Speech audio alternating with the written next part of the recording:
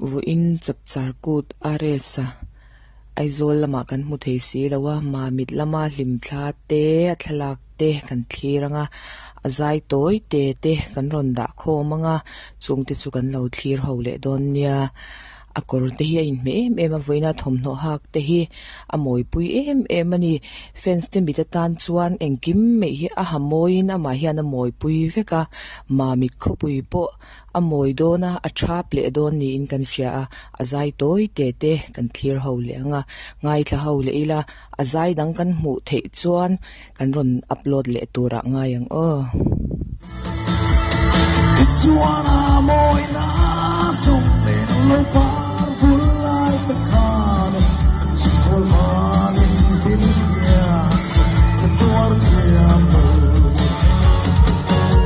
sweet lady door han in lai ruga eng dang re na chang me mo door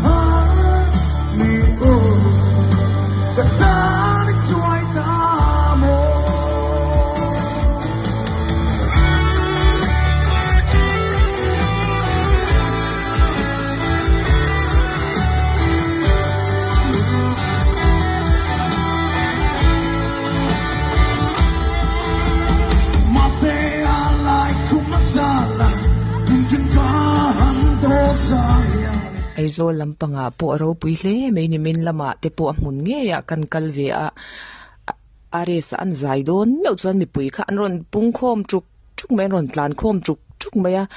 lam mual khat deuh tho kan om le man me ani ro pui hle ani